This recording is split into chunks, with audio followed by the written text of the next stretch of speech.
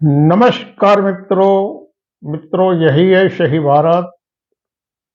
મિત્રો વિડીયોની શરૂઆત કરતા પહેલા તમે જેટલા મિત્રો જુઓ છો સાંભળો છો તમને એક રિક્વેસ્ટ છે.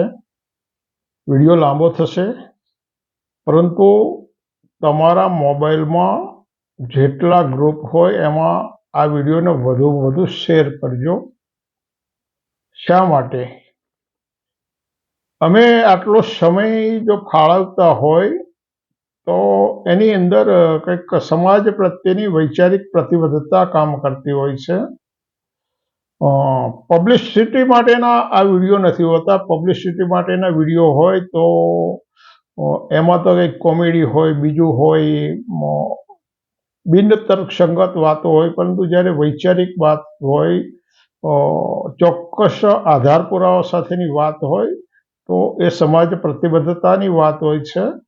તો તમારી પણ એ ફરજ થાય કે આવા વિડીયોને વધુ વાયરલ કરવા એ સમાજ સભાનતા માટે જરૂરી છે. કારણ કે ભૂગર્ભમાં એવી બધી અનેક મુહિમો ચાલી રહી છે જે ચોક્કસ આકાર લે અને એનું પરિણામ આવે ત્યારે ઘણું બધું મોડું થઈ ગયેલું હોય છે. એક ઉદાહરણ આપું કે 1981નું અનામત આંદોલન થોડો સમય ચાલ્યા પછી એનો અભ્યાસ કરવામાં આવ્યો 2-3 વર્ષ, અને પછી 85ના અનામત આંદોલનના ચોક્કસ પરિબળોએ આકાર આપ્યો હતો.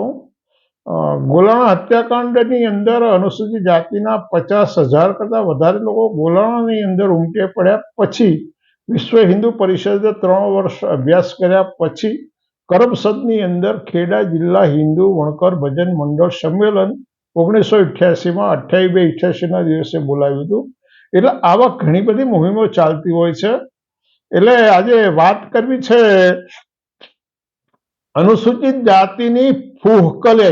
આ શબ્દ સાંભળો, ફૂહકલે વણ એટલે ફૂહકલી. આ શબ્દ છે ને બહુ નજીવી બાબતમાં ફૂલાઈ જતા હોય, ફૂલાઈને ઢેમ થઈ જતા હોય. આહાહા, મને તો ફલાણા ભાઈ કીધા, મને બોલાયો, મારા ખભા ઉપર હાથ મૂક્યો, મને જોડે બેસવાનું કહેતા હતા, હું બેઠો નહીં. આમ પેલા કાગડાની જેમ ફૂલણજીની જેમ ફૂલી જાય. એના માટે એક તળપદો શબ્દ છે ફૂહકલી વૈણ.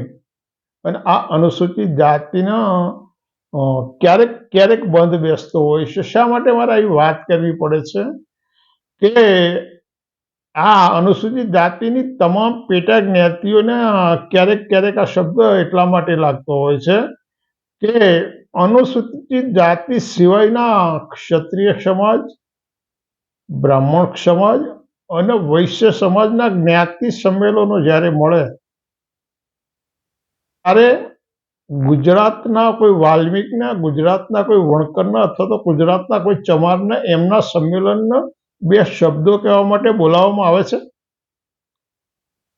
તમને ક્યારે આવું આમંત્રણ મળ્યું? ભાઈ, અમારું જ્ઞાતિ સંમેલન મળ્યું છે અને તમે આવો ને અમને 2 શબ્દો કહી શકો? આપણે સમાનતા, સ્વતંત્રતા અને બંધુતાની વાત કરતા હોઈએ તો સાથે આ પણ એક સમાનતા અને સ્વતંત્રતાની બાબત છે કે બ્રાહ્મણ, ક્ષત્રિય, વૈશ્યના જ્ઞાતિ સંમેલનની અંદર એક વાલ્મીકના, એક વણકરના અથવા એક ચમારના 2 શબ્દો કહેવા બોલાવવામાં આવે. ને આવી પરંપરા સ્થપાય પછી તમારે પણ બ્રાહ્મણ, ક્ષત્રિય અને વૈશ્યના પ્રતિનિધિને તમારા જ્ઞાતિ સંમેલનમાં બોલાવવા જોઈએ. તો સમાનતાનો અધિકાર અને સમાનતાની ભાવના પ્રસ્થાપિત થાય. પણ એક પક્ષીય રીતે સમાનતાની વાત કરવી ને એ અતિશય ખોટી વાત છે. શા માટે આ વિષયની અને આ રીતની કેમ ચર્ચા કરવી પડે છે? ગુજરાતના હાલ એવા મહેસાણા જિલ્લામાં એક વણકરોનું સંમેલન મળ્યું અને ત્યાં એક પાટીદાર મિત્રોનો માર્ગદર્શન માટે બોલાવવામાં આવ્યા. પરંતુ જે લોકોએ બોલાવ્યા એ તમને ખબર છે કે ગુજરાતનો વણકર સમાજ એને નાનું મહાજન કહેવામાં આવતું હતું અને એ નાના મહાજનના રજવાડાના ટાઈમ માટે સલાહ સૂચન માટે બોલાવવામાં આવતા. તમને આજે એવી કેમ જરૂર પડી કે તમારે તમારા સંમેલનની અંદર એક પાટીદાર યુવકને બોલાવવા પડ્યા અને એ પાટીદાર યુવકે વળી પાછો વણકરોની જે ઋણ છે, વણકરોએ સમગ્ર માનવજાતના કપડાં પહેર્યા એના ઋણની વાત કરી, પરંતુ આ વણકરોએ સમગ્ર માનવજાતના કપડાં પહેર્યા એના ઋણના બદલામાં તમે શું આપ્યું? એના ઋણના બદલામાં શું આપ્યું? ડોક્ટર બાબા સાહેબ આંબેડકરને ગાયકવાડ સરકારે શિષ્યવૃત્તિ આપી હતી ને એના બદલાની અંદર ભારતીય જનતા પક્ષે 2004માં ખેડા લોકસભા મત વિસ્તારની ઉમેદવાર શુભાંગીની દેવી ગાયકવાડનો મત આપવા અને ડોક્ટર બાબા સાહેબ આંબેડકરનું ઋણ ઉતારવાની વાત કરી હતી. તો ગુજરાતના આ ભાઈશ્રી કહી રહ્યા છે, પાટીદાર મિત્ર છે, સન્માનીય મિત્ર એવું કહી રહ્યા છે કે વણકરોનું માનવ સમાજ ઉપર આટલું મોટું ઋણ છે કે એમણે માનવ જાતિને કપડાં પહેરતી કરી. જો માનવ જાતિને કપડાં પહેરતા કરી હોય તો એ સમાજનું ઋણ છે. એ સમાજના ઋણને કઈ રીતે ઉતારો છો? હવે વાત જવા દે, પરંતુ મહેસાણામાં જે વણકરોનું સંમેલન બોલાયું અને એની અંદર આ ભાઈશ્રી સમર્થન મેળવવામાં આવ્યા હતા. એ સમર્થન એવું હતું કે ગુજરાતની અંદર એક મુહિમ ચાલુ થઈ છે કે ભાઈ આંતર જ્ઞાતીય લગ્નોની જે પરંપરા શરૂ થઈ છે, બ્રાહ્મણની દીકરી હોય, ક્ષત્રિયની હોય, વૈશ્યની હોય, વણકરની હોય, ચમારની હોય, વાલ્મીની, એકબીજી જ્ઞાતિઓની અંદર યુવાનો જે 20-25 વર્ષના યુવાનો ભાગીને લગ્ન કરે છે અને એની અંદર જ્ઞાતિની જે અસમતુલા પેદા થાય છે, કહેવાતી નીચી, ફરી રિપીટ કરો, કહેવાતી નીચી જ્ઞાતિનો યુવાન હોય અને કહેવાતી ઊંચી જ્ઞાતિની કન્યા હોય અને જ્યારે આવું અસમાન લગ્ન પરંપરા પેદા થાય એટલે કન્યાના પરિવાર, કન્યાના સમાજે નીચા જોડવું થાય છે. હમણાં 2 કિસ્સા એવા બહાર આવ્યા હતા કે વાળંદ સમાજના યુવાને પટેલ સમાજની દીકરી સાથે આવા લગ્ન કર્યા અને એના કારણે એ 17 પરિવારોનો સામાજિક બહિષ્કાર કરવામાં આવ્યો હતો. હમણાં એક ઠાકોર યુવાને રબારી કન્યા સાથે આવું કર્યું અને એની સાથે પણ આવો ઘણો બધો વાદ વિવાદ થયો હતો. તો આ સમર્થન મેળવવા માટે જે મહેસાણાના વણકરોનું સંમેલન મળ્યું અને એની અંદર આ પાટીદાર મિત્રને બોલાવવામાં આવ્યા.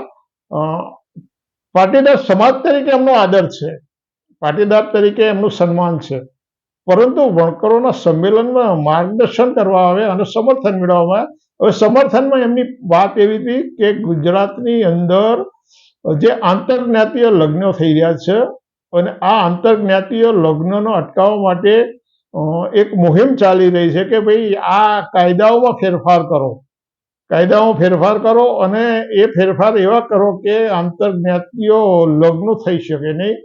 તો આ સંમેલનની અંદર જે મિત્રએ વાત કરી એમની સરકાર સમક્ષની 5 માગણીઓ છે. એમાં પહેલી માગણી એવી છે કે આવા જે પ્રેમ લગ્ન કરવા હોય એમની વય મર્યાદા 30 વર્ષની કરો.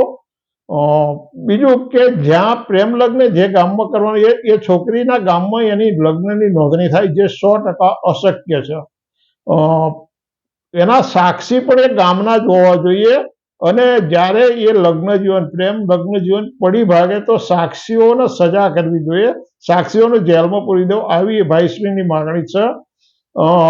આ કન્યાના પરિવાર, જે કન્યા પ્રેમ લગ્ન કરે એના પરિવારની જે કંઈ મિલકત હોય એ એની અંદર ક્યારેય ભાગીદાર ના કરે, એટલે એનામાંથી બેદખલ કરતો કાનૂન લાવો અને સાથે સાથે આવી કન્યાઓ જે જ્યારે આવા પ્રેમ લગ્ન કરી લે તો યુવક 10 લાખની એફડી કરાવે. આવા આ પ્રકારના કાયદાઓ લાવો એવી માંગણી માટેનું એક મુહિમ ચાલે છે અને એના માટે મહેસાણામાં જે સંમેલન મળ્યું તો એની અંદર આ ભાઈશ્રી આવ્યા અને એમણે વણકરોનું પહેલા તો પ્રશંસા કરી, સાથે સાથે વણકર સમાજના ઋણની વાત કરી, પરંતુ એના બદલામાં શું આપ્યું એની વાત નથી કરી.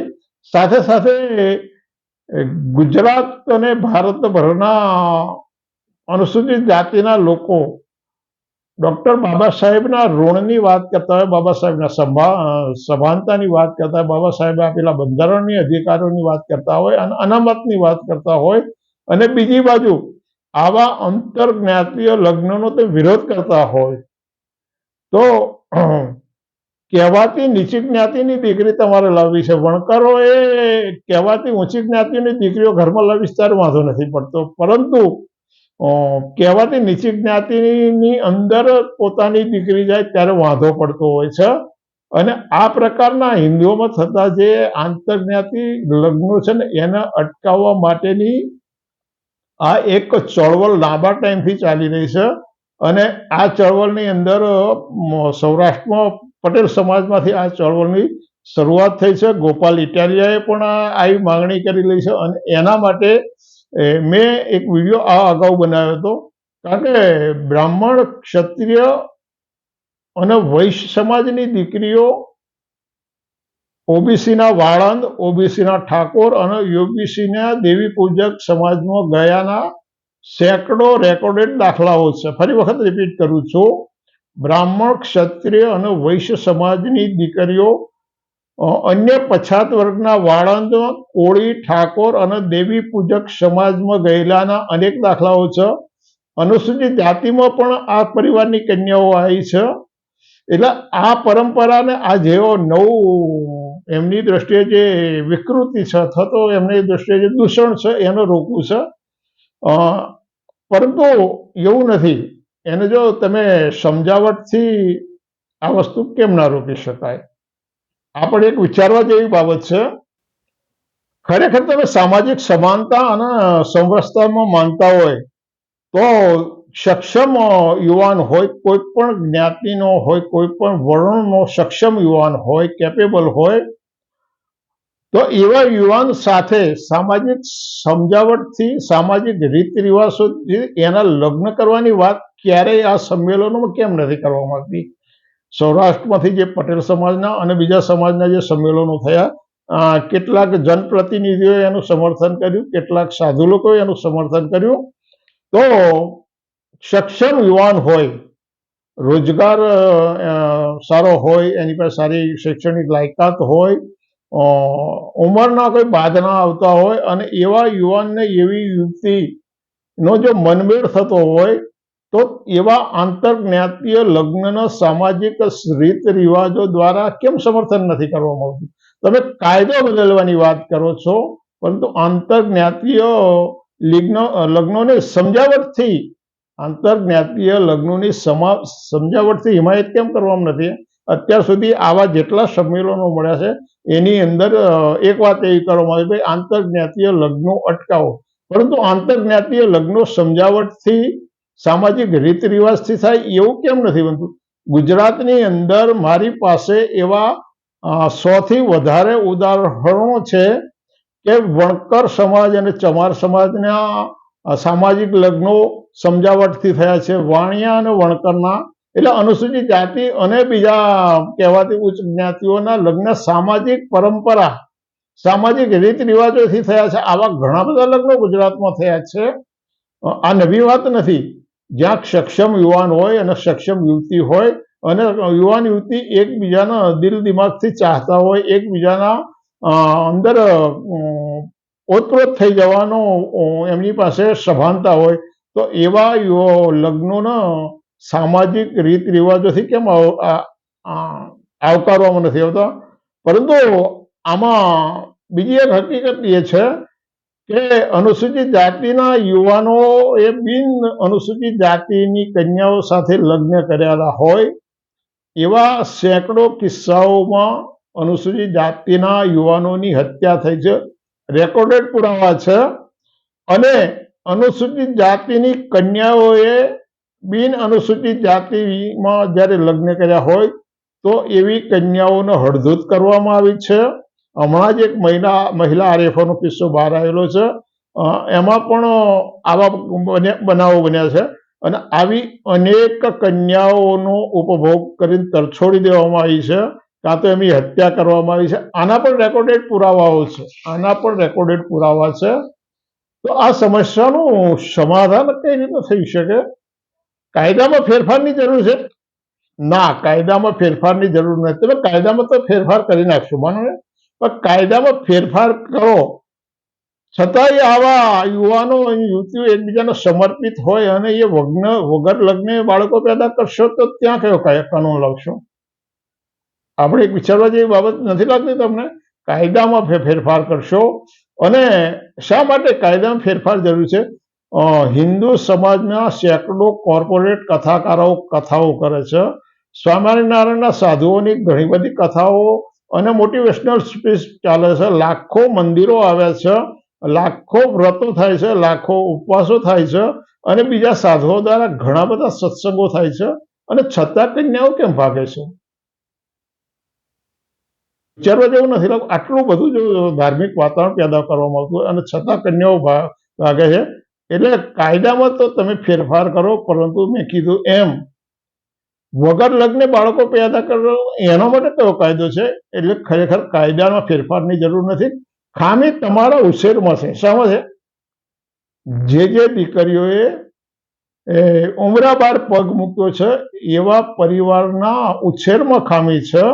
એટલે પહેલા તો ઘરમાં શિક્ષણ આપો. તમારા બાળકો સતત તમારા રડારમાં હોવા જોઈએ. તમારા બાળકો સતત તમારા રડારમાં હોવો જોઈએ. ક્યારે ક્યાં જાય છે, કેટલું જાય છે, કોની જોડે વાતચીત કરે છે, એનો સમય ક્યાં વીતે છે, એની ઉપર ધ્યાન રાખવું. તમે તમારા બાળકો સાથે ઝઘડ્યા સિવાય સંવાદ કરી શકો છો, અને સંવાદ દ્વારા એની સાથે તમે એના મન મગજ મસ્તિષ્કના વિચારો જાણ્યા છે, એની સાથે તમે તાદાત્મ્ય કર્યું છે. કે માત્ર મા બાપ તરીકે જો હુકમી કેળવી હોય તો એવા બાળકો ઉંબરાઓ ઓળખવાનો પ્રયાસ કરે. એટલે તમારા બાળકોનો ડિગ્રીઓ આપવામાં પડ્યા રહો, પણ એને કેળવણી આપી છે. એટલે કાયદામાં ફેરફારની જરૂર નથી. ખરેખર તો બાળકોના ઉછેરમાં ફેરફારની જરૂર છે. અને સાથે સાથે જે લોકો આ મુહિમ ચલાવી રહ્યા છે એમણે એક સર્વે કરવાની જરૂર હતી. એ સર્વે તો એમણે કર્યો જ નથી કે જેટલી દીકરીઓએ ઉમરા ઓળંગ્યા છે તો એવા પરિવારોની મોજણી કરી કે ભાઈ એના ઘરની સામાજિક પરિસ્થિતિ કેવી હતી, એના વાતાવરણ કેવું હતું, અને એના કારણે એને કયા કારણોસર એને પ્રેમ લગ્ન કર્યા છે. માત્ર તમે પ્રેમ લગ્ન કરી લીધા છે, માત્ર કાયદો લાવી દીધો છે. એક વસ્તુ ભાવનાત્મક બાબતોની સમજ છું કે કોઈ પણ યુવતી જે મા બાપે 20-20 વર્ષ સુધી એને પાળી પોષી હોય, એનું ભરણ પોષણ કર્યું હોય, અને એનું શિક્ષણ આપ્યું હોય, અને એ જ્યારે મા બાપની ભાવનાઓની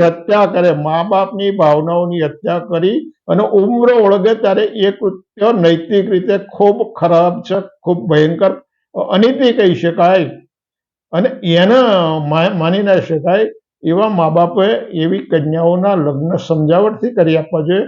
સાથે સાથે એ દીકરીઓની પણ ફરજ બને છે કે એણે પોતાના મા બાપની ભાવનાની, પોતાના મા બાપે કરેલા ઉછેરની, પોતાના મા બાપે જે સામાજિક મૂડીરોકાણ કર્યું છે દીકરી અને દીકરાઓ પાછળ, એનું વળતર ના આપે તો કઈ નહીં, પણ એમના જે સામાજિક મૂડીરોકાણનું છે એની હત્યા તો કોઈ પણ દીકરીથી તો કોઈ પણ દીકરાથી ના થાય.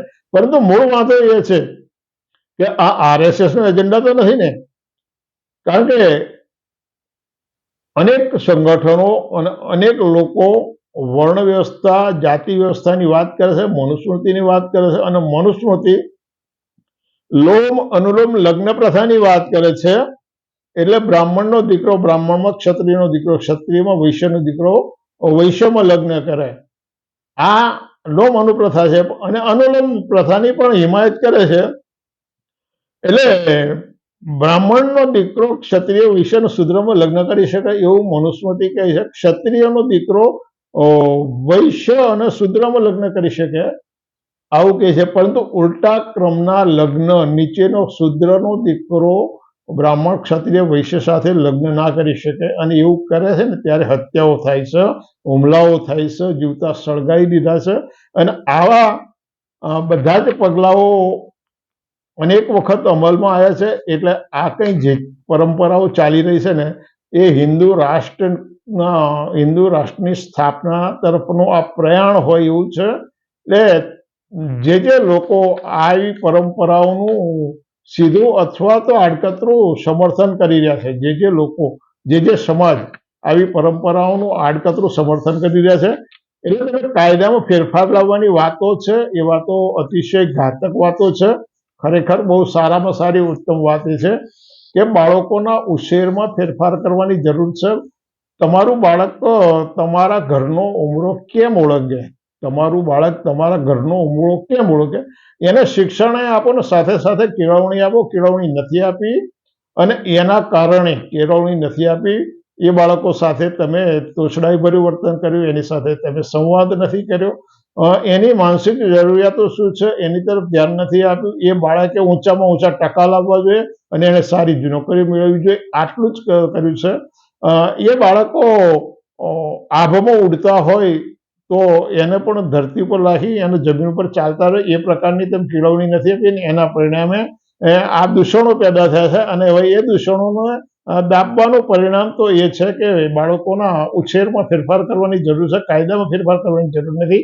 માટે આ વાત તો અનુસૂચિત જાતિના અને અન્ય પછાત વર્ગના લોકોએ ખાસ ધ્યાનમાં રાખવાની જરૂર છે, કારણ કે આ પરંપરા કેમ શરૂ કરવામાં આવી છે અને આવી વાતોનો જનપ્રતિનિધિઓ પણ જ્યારે અનુમોદન કરતા હોય ત્યારે બહુ ખોટી વાત છે. એટલે તમને ફરી આગ્રહ છે કે આ વિડીયોને તમારા મોબાઈલમાં હોય તેવા તમામ ગ્રુપોમાં વધુમાં વધુ શેર કરો, વધુમાં વધુ લાઈક કરો અને કોમેન્ટ પણ તમે જણાવો એવી અપેક્ષા છે. ફરી વખત પાછા મળવાનું છે આ વિડીયો.